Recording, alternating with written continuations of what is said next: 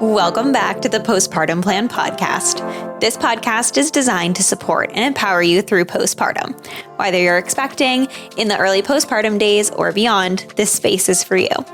I'm your host, Madison Fugere, a dedicated postpartum doula and pediatric sleep consultant, striving to help parents feel confident and supported in their parenting journey. Each week, I'm sharing practical tips and expert advice to help you navigate all the postpartum things with confidence. Well, as much confidence as you can. Let's embark on this journey together, making your parenthood as serene and supportive as possible.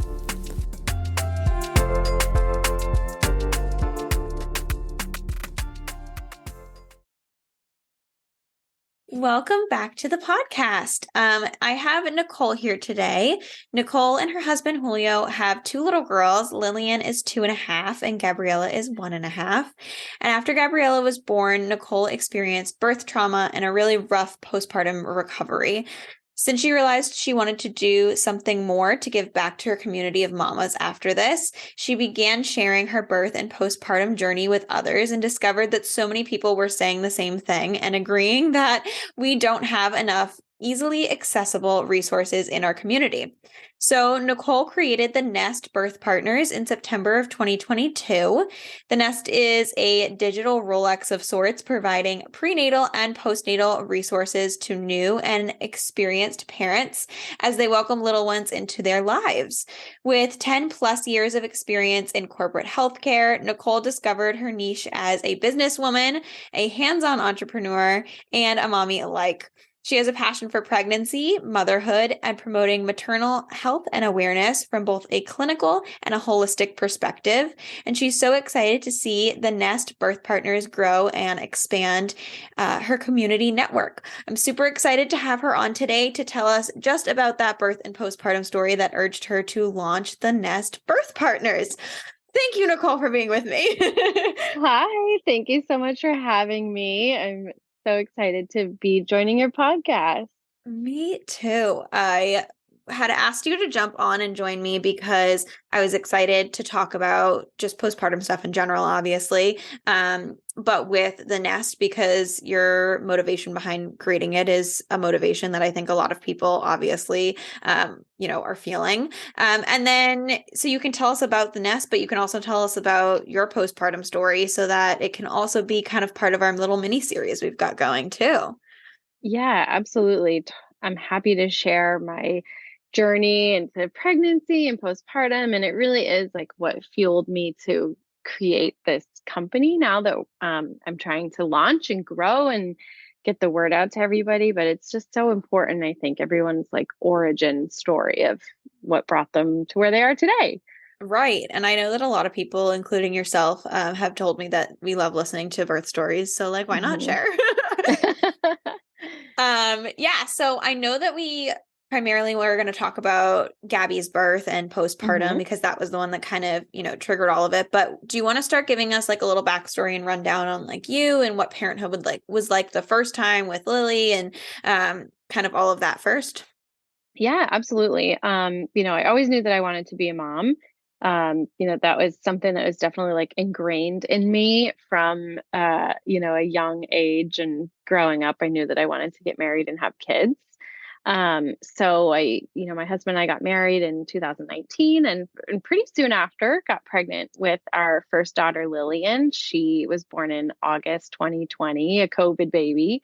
Um, she was a great, baby. I had a pretty typical, labor and delivery experience with her, and she was great coming home, fed really well. I, breastfed her. I had a wonderful supply. She's in like the 90th percentile her whole life. So really just great little baby. Um, and then surprise, surprise, we found out we were pregnant with Gabby when Lillian was about 6 months old. Yep. So shock to the system there a bit. But of course, we were excited just to have another little baby coming into our lives. And we didn't know, at that point that we were having another girl. So we just waited in anticipation for that.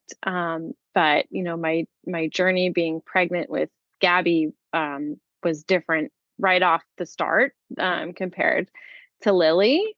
I was sick all the time and I was feeling really run down. I was also still fairly new postpartum, from my first. So, that was challenging as well, trying to chase after a 6 month old, and I also continued to breastfeed Lillian while I was pregnant with Gabriella. So that was kind of a nice, like added bonding experience I got. Yeah. But yeah, the time rolled around to get ready to welcome, Gabby into the family. And I was really happy to be just done with my pregnancy at that point. I was tired, of being mommy and being pregnant and like not eating what I wanted to eat. I also struggled with, I had anemia. So I had an iron infusion. I think I was around like 35 or 36 weeks or so when I, had an iron infusion for my anemia. I had a really difficult time eating, meat, like specifically red meat, while I was pregnant. So that was, challenging, but I really wanted to just, stick it out. And it was really important to me to go full term, in my pregnancy with Gabriella. So I did. I made it to 40 weeks and 2 days. And I said, that's enough. I had it in the back of my mind that I was probably going to get induced. I had gestational diabetes in my first pregnancy and, was induced, a couple of days before Lillian's due date. And so with my second pregnancy, I was a little bit nervous just about how big, Gabby would end up being when I delivered her. And, her growth was going pretty well, in the belly. So I said, yep, let's just have this induction. Um, and thankfully I already started going into like pretty early labor on my own. So, on our induction day, I really just started out with the Pitocin, which was nice because sometimes it's a multi-step, can even be a multi-day process, especially if it's your first induction. So I was happy that this one was moving along, faster. That's awesome. Did you find that it was, not to interrupt your story, but I'm so interested. I find that some parents, when they're having, not their first, but after that, all the Hmm. subsequent babies, and I can't speak tonight, sometimes having an induction or a C-section or some type of plan almost Hmm. creates a bit like of a calming like presence because you now know that like you have Hmm. care for your other child and things like that. Did you feel like that at all during this, or did you, because you like had kind of known that it was possibly happening Hmm. with an induction, or was the induction like a later thought, and did you have to like stress the anxiety of who's going to watch Lily when I have this baby? Hmm. Yeah, well, first, I think just with inductions in general, it's always important just to have a very transparent conversation with your obstetrical provider, whether that's a OBGYN or a nurse midwife, and just really express what you're looking for because there are so many different, avenues to take when it comes to induction. You could do a pill, you can do I think there's like a gel or something that you can use. There's the balloon method. Of course, then there's the Pitocin. So it's important to first understand all of your options going into an induction. And I would say also like the time ranges of each. Some it's a pretty slow start, like if your cervix isn't really ready, yet. Others can happen really quickly. So I'd say just understand your, time frame. I think going into it with, our second baby, it was easier, at least for me, to know that I had the scheduled induction and, we had to be at the hospital at this time. And, essentially, we brought Lillian to daycare that morning, hung out at the house for a couple hours, and then got the call to come into the hospital. So, at least for me, it like eased my nerves going into the whole process, knowing that it was a bit scheduled. Right, I scheduled think when you can barely schedule anything with that kind of stuff. yeah, exactly. The planner in me and the control freak in I me really totally get it. enjoyed that. That's what I was interested in. Some people like it because it is one of those, it's one of the few things in life that you have Hmm. absolutely no control over Yep. when they want to show up, really. I mean, you do, but I think really what I had no idea about was like it's nothing like what you see in the movies and the TV shows, like in terms of having a spontaneous labor. I mean, if you happen to wake up in the middle of the night and your water breaks, like that's amazing. And it's also not this crazy rush to, get to the hospital the second that your water breaks. I guess both times it just, I kind of forgot that it just takes a really long time to have a baby. right. Because you're just so in the moment and you're anxiously awaiting your baby to come and you are uncomfortable and I mean it's long. At least mine were. You're like, can you just speed this up and get it over with? Yeah. Yeah. So it was good. We went in, I had my Pitocin start, and eventually I was checked by my OBGYN, and I happened to be already 4 centimeters dilated by the time they started my Pitocin. So that was pretty good. It's my second baby, so your body knows what to do, I would say, after your first. And it generally goes a little bit faster. I think my first labor and delivery with Lily was, I want to say, around 28 hours or so. It was pretty long. And then my second with Gabriella, I think was closer to like 15, 16 hours. So I shaved a little bit of time off, but Still long, still yeah, exhausting, but it's the a adrenaline. marathon. Yeah. Yeah. Yeah. So yeah. Um, that's crazy. So I wanted to jump back to one of the things you were saying about how you found out that you were pregnant, Hmm. at 6 months postpartum. What did that feel like? And like, what kind of like feelings did you have and how did you navigate that? Right? Like, Hmm.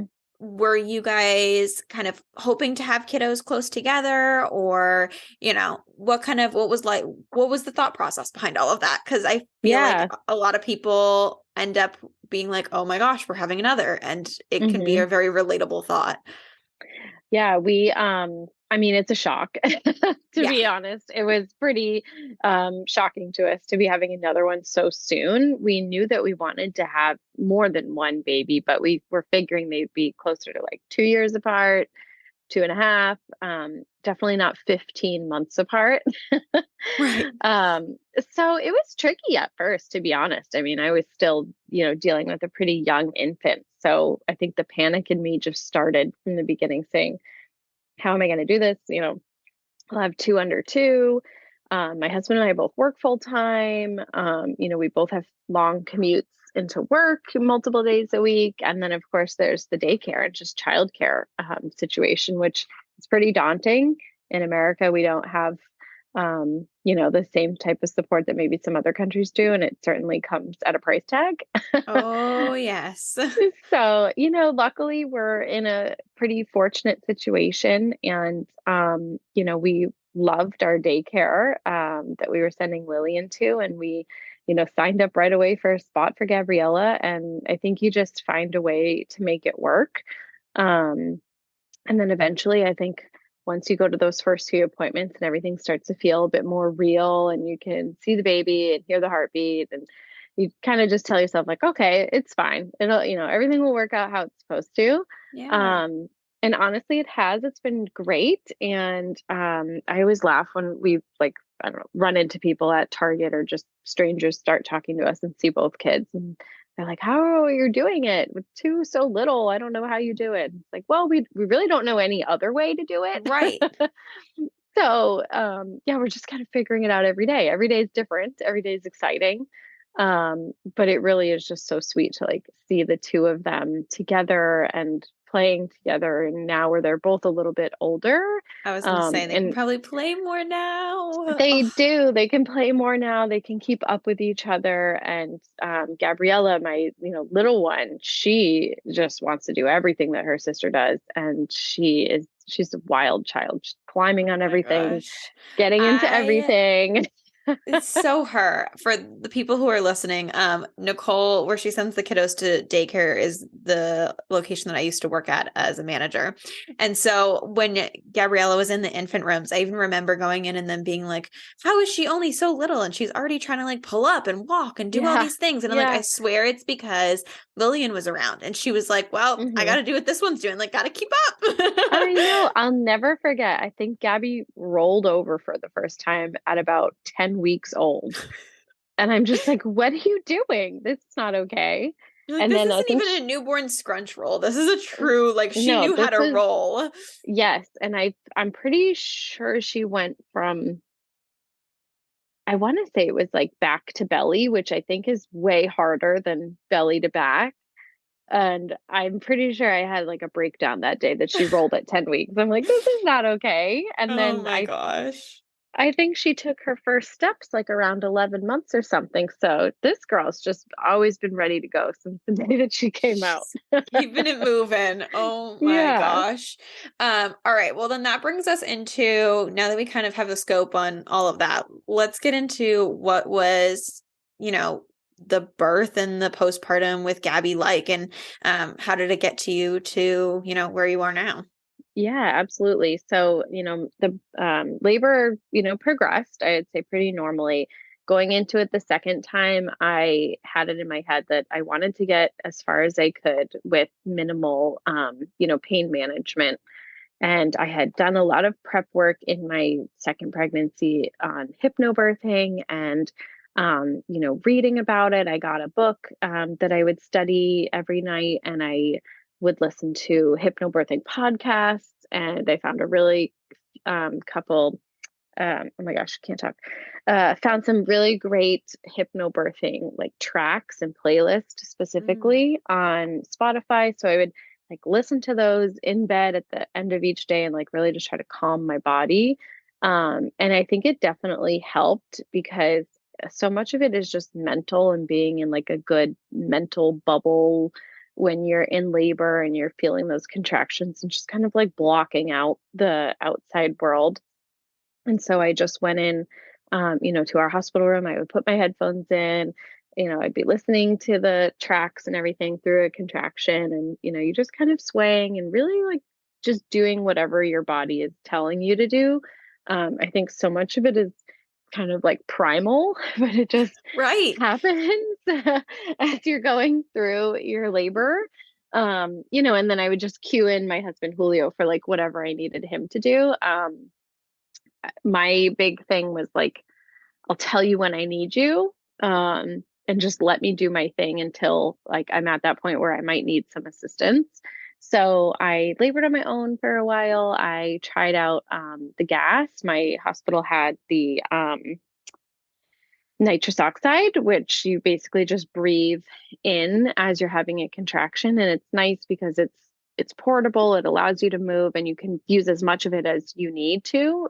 There's no limit. So I did that for a bit, and then I got to a point where I was more so just starting to get tired. Not that the pain was becoming unbearable, but I was just exhausted at that point. And I think I was about 6 or 7 centimeters. It was really before I started like the full transition into that last stage of labor. And I tapped out. I said, okay, I'm good. I'm ready for the epidural now. Yeah, I find And that a lot of people that I've heard birth stories from when they are long stories is that, mhm, the pain, you not get used to it, but it's like you said, it's one of those primal things that like you can kind of work through, but the exhaustion is really, really hard. I mean, yeah. obviously after you give birth, you have this huge rush of adrenaline, so you're ended up being okay, but to have the energy to be able to, vaginally have a birth it's a lot of Hmm. energy. So being able to get that rest prior to, if you're having such a long induction or labor or something like that, Hmm. is definitely something I think a lot of people can relate to. Absolutely. And I would just say, like, sustain your energy. Don't try to do anything crazy. Like, don't start doing squats in the middle of your labor. Like, just move slow and really peacefully through it. Also, I know the policies can change depending on where you're giving birth, but with my hospital, I was allowed to eat until I had the epidural.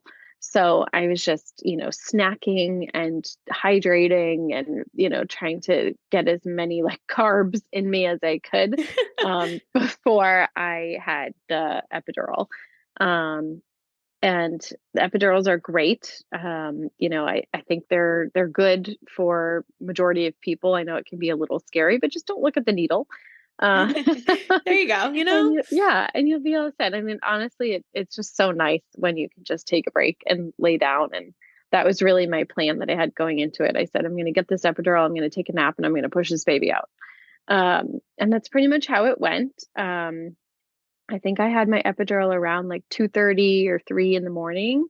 And I think I started pushing at about 7:30, 8 a.m., somewhere around there.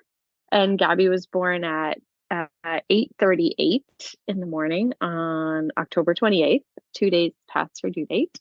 Um, and it was a wonderful birth.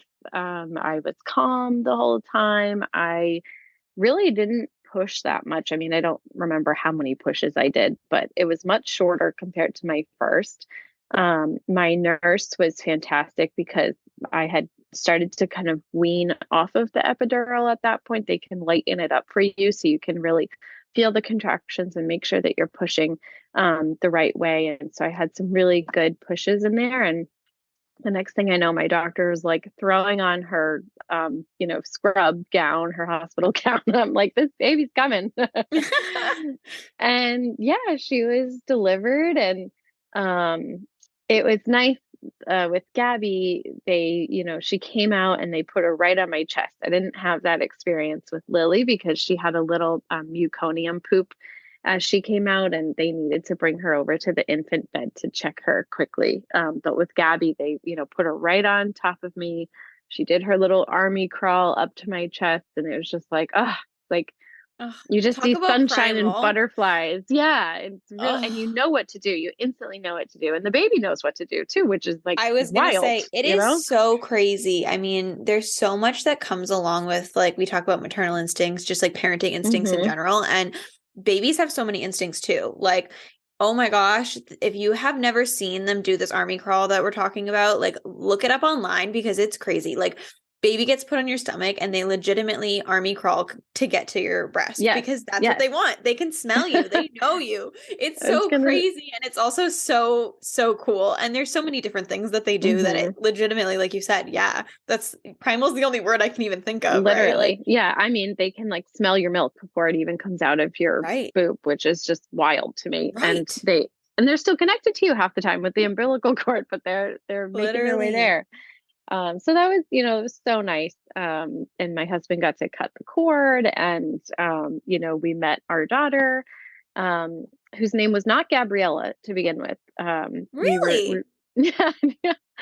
So my oldest daughter, Lillian, is blonde and blue-eyed and, very beautiful. And so we were envisioning that our second daughter would look similar with the blonde hair and the blue eyes. And that Yeah. runs pretty strongly in our family. So we had chosen the name Palmer Mackenzie, um, Ooh. because we were figuring we'd have another blonde, blue-eyed baby. Then Gabby pops out with a full head of dark black hair and deep, like beautiful brown eyes. And we're looking at her and we're going, you are not a Palmer. Oh my gosh. So how long did you have a backup name or was it We just didn't. No, we were so sold on Palmer. Like we were calling her that in the belly. I even bought like a little hanger that said Palmer in it. I was like on the verge of buying so many things with like the letter P. And I Yep. was just like, oh my Thank God, goodness you this, didn't. So how long was yeah. she baby Rodriguez for? Yeah, she was probably baby Rodriguez for like, I would say about 12 hours. I think we Okay. decided like relatively quickly on the name Gabriella, which just kind of came to me like out of the blue. And I just fell in love with it. And, this kind of gets into the after effect of her birth. But my husband was like, you almost died. You have the naming rights. I'm on board. I love it too. And it was Right. like a done deal at that Oh my point. gosh. Oh my Yeah. gosh. Hmm. So, So yeah. Go ahead and get into that then. Go for it. Yeah, Gabby's delivery was great. I was feeling really good. My epidural wore off pretty quickly, which I was so happy about because it can make you feel a little bit like loopy and just Right. kind of weird.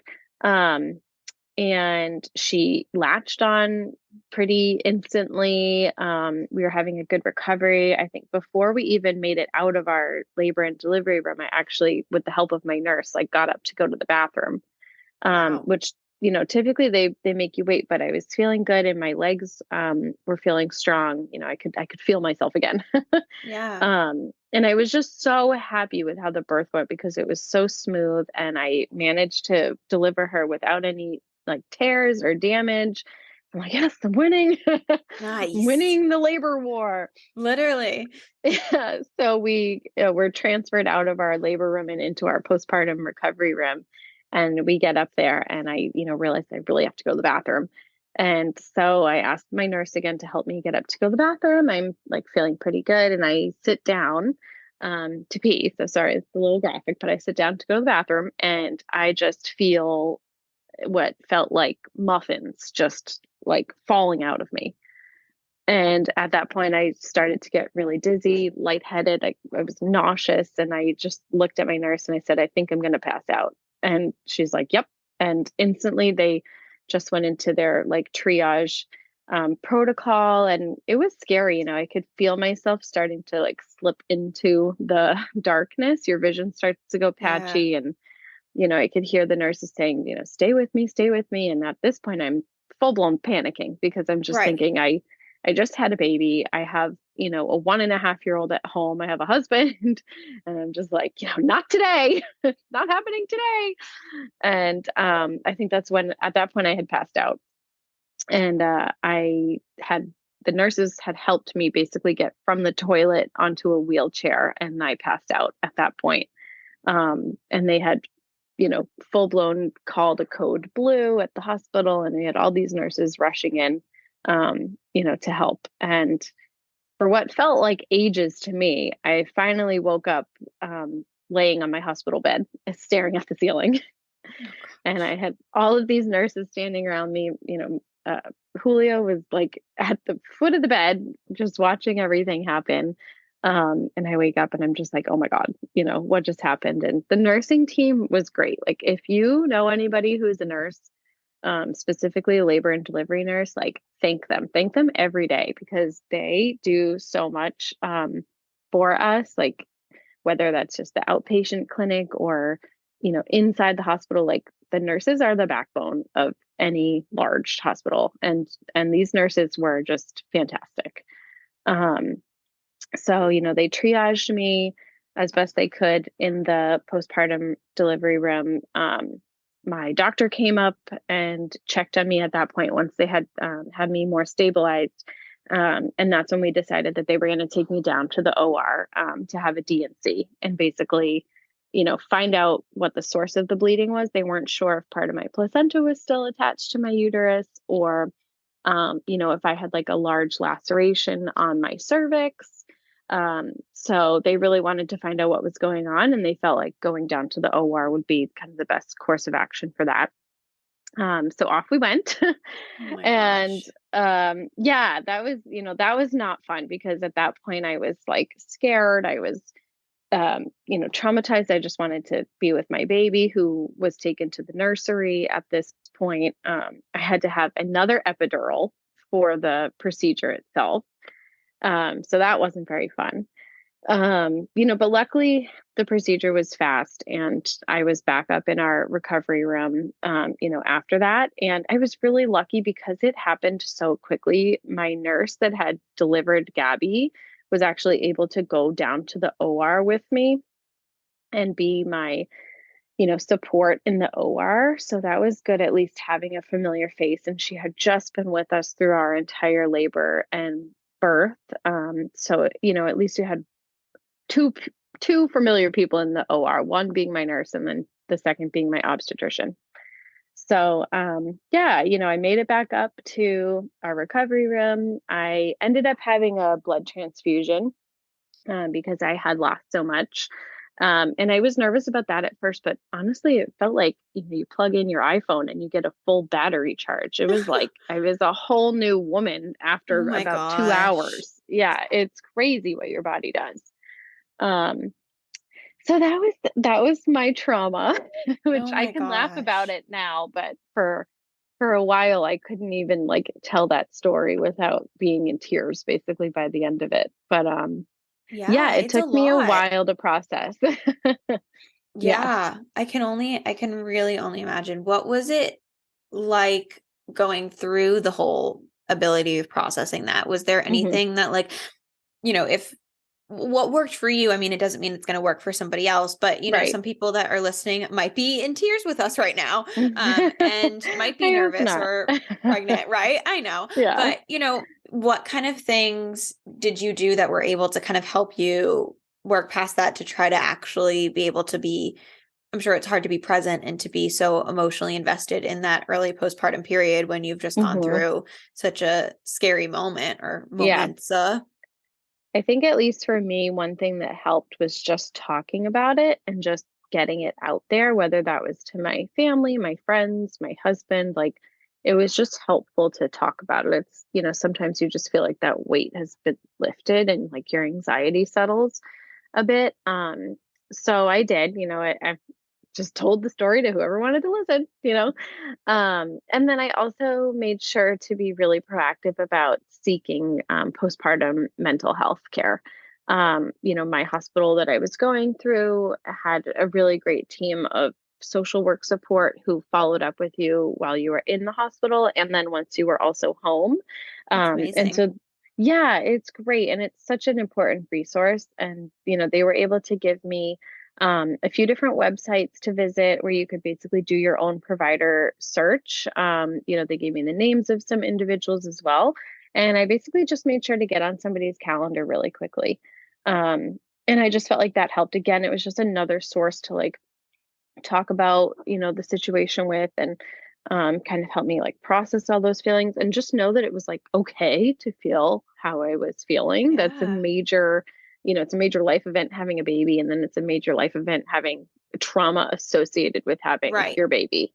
Mm-hmm. And I think that was the hardest thing because I was so happy with my labor and my delivery itself. And then I feel like everything was just like taken from me in that moment. And it was really hard for a long time to like process that and accept that, especially when I felt like I kept reliving it over and over and over again.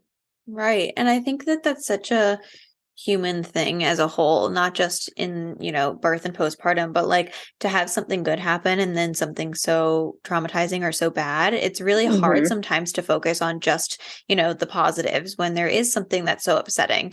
And until you can truly work through that, and like you said, however you work through it, if you're talking about it often or, whatever kind of coping mechanism you're Hmm. using, until you can hopefully be able to think about the positives and the happy side of it more than, the traumatizing and upset side of it. Definitely.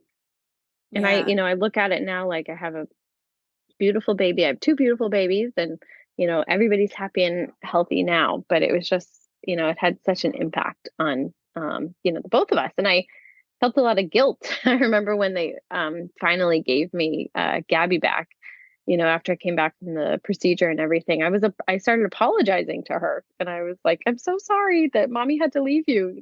I'm so sorry. I won't leave you again. And I like, what am I thinking? But it's just where your mind goes in that Yeah. moment. It's Yeah. just the thought that was on the front of your Hmm. mind, which just shows that you're a good mom, right? Like, Yeah. And so we everybody healed up and we brought her home, and I feel like our difficult road only continued, gosh. which was I was so going to say, because true. now you're recovering from giving birth vaginally and Hmm. then this whole exploratory surgery situation. And now you have a newborn and you have, I mean, how old was Lillian at that point? You said 15 months or so? Lillian was, yeah, 15 months, just almost 16. So, Yeah. So yeah. you're busy. So how, I mean, it's so hard to keep up after giving birth vaginally or, having a Hmm. C-section, but to add all of the things on top of it, did you know about, what kind of resources did you have that you utilized Mhm. then? Did you know that there was like postpartum resources that you were able to get and all of that? Um, I had no idea that a postpartum doula was a thing. I wish that I did. Says the whole world. This is why we're here. You know, we obviously had heard of like night nurses, or at least that's what my husband and I referred to them as. And, we jokingly said, oh, we'll call a night nurse. But I had no idea just the support that you could get from having a postpartum doula. I had always known about birth doulas, and I think that's also an amazing field of work that people go into. But I didn't know that I could just try to, find somebody to help me do the dishes or help me fold the laundry or, hold the baby while I napped or took a shower. So yeah, looking back, I mean, I wish I had some help. We are, lucky to have the support of both of our parents and some friends who checked in on us and everything. But I mean, you're always, what is it? Hindsight 2020. Right, exactly, exactly. Hire the doula. Get the help. Exactly. Well, that honestly kind of rounds us out with my last question I have for you, which is, if you could give one piece of advice and one product recommendation to a hmm new parent or, a parent in general who's listening, what would you tell them and what product would you suggest? Okay, piece of advice coming home with the baby is give yourself the grace to do nothing. It is okay. It's okay if your laundry piles up. It's okay if the dishes pile up. Um, myself included, it's like you just try to jump back into what would be your normal life after having a baby, and you just can't. And your body is still recovering. Right, Especially if you're a C-section mama, you just went through major surgery having a baby. Like you should not be walking for a mile or running around your house vacuuming. You should just be in bed and enjoying the baby and, right. really just taking it super, super I easy. literally had this conversation this afternoon. Yeah, and it's so true. And I think that society and especially social media make it seem like, you're just expected to bounce right back to everything you were doing. hmm And especially with C-section mamas, yeah, it's a huge point. Like you've just had major surgery. If you were to have any other type of major surgery, people wouldn't be expecting you to be up. Like you're being expected to be up and taking care of another individual and recovering. That's a lot already. Right. Right. Definitely. Oh, and product review. Oh Yes. my gosh, this one's hard. I had somebody ask me actually that similar question that was like one thing you couldn't live without, and I sent her a list of like six things. Hey, that's okay. You can give us a couple if it's hard to pick one. I get it. Yeah.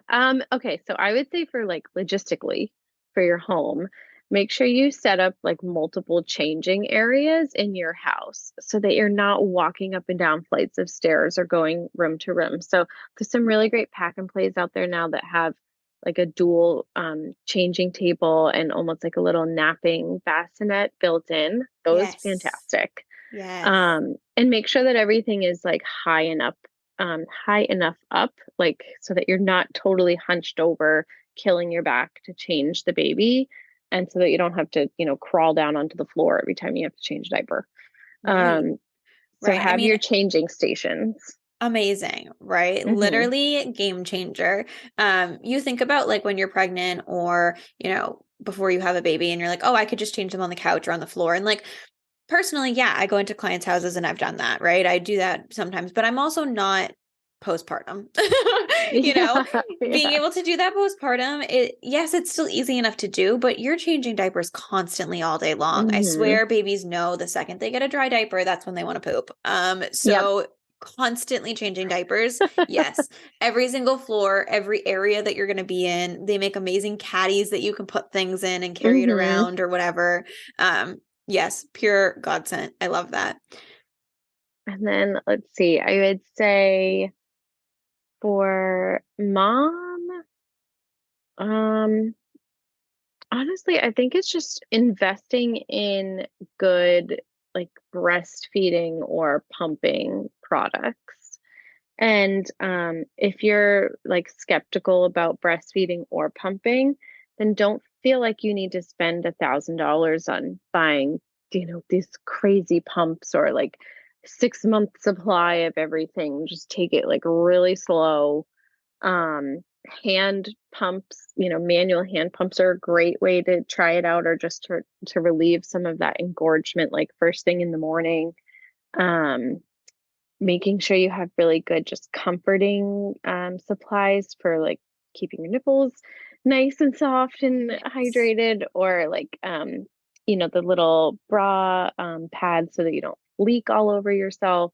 So, yeah, just invest in whatever you're going to use for feeding or to manage your breast milk supply. And ask, if you deliver at a hospital, ask your hospital about a pump, because majority of hospitals will issue, I think it's either Medellas or Spectras directly at the hospital, and it's all billed through your insurance. You can go home with a pump when you leave the hospital. Yes. And if you're listening prenatally, you can even reach out to your insurance company and they'll send you one too. That's at least one thing that, we've gotten good with healthcare, at least. Yeah, I know. And I think just generally for baby, like it's hard not to, but like also don't buy too much stuff for baby, because you never know what they're going to like. I had one kid who really liked the Mamaroo, and the other kid who just liked a regular, $20 swing. And same thing with, your bottles.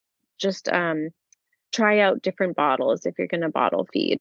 Or if you, if you create registries at Bye Bye Baby or Target or Amazon, a lot of times they'll send you a free sample of like a 4-ounce bottle, and you can just test out the free sample bottles that you get and see what baby might like for nipple sizes and shapes and all of that jazz. So yeah, and it's all about their mouths and how they latch on them, and every baby is so different. That's such a good point.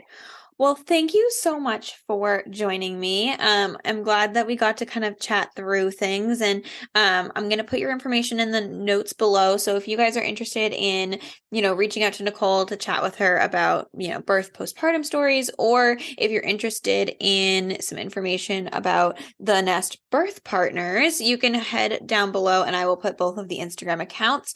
But yeah, thank you so much for joining me today. Thanks, Madison. Yeah, I would say, the Nest really was created because of everything that I had experienced becoming a mom and with my labor and delivery, and really just is meant to be a central resource hub for anyone who's looking for resources in the birth community, whether that's a birth doula, postpartum doula, lactation, pelvic floor help, yoga. We are constantly building our, partnership page on our website, and we always have virtual classes on a pretty regular basis. We're doing a lot more community partnerships with local gyms and local business owners to bring classes and workshops to anybody who's interested. So it really is just to spread the word, have more resources available to moms, and just build your mom community, because it's important. It's important to have folks that have been through the same thing or similar life events that you can talk to. So check us out. The Nest Birth Partners. It is. It's a blast. And you'll meet Nicole, and you might even get to meet me, because I met some of them too. Absolutely. Awesome. Well, thank you so much. Thank you, Madison. I'll talk to you soon. Bye. Bye.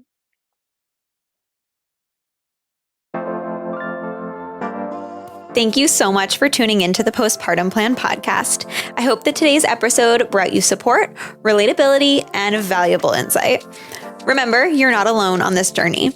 If you enjoyed the show, please subscribe and leave a review and share with any of your prenatal and postpartum friends and family. Your feedback helps us reach more parents seeking support. And if you're looking for additional resources, please feel free to connect via Instagram at Serene Moments Doula for constant information, tips, and tricks, or check out my website, www.serenemomentsdoula.com. See you next week.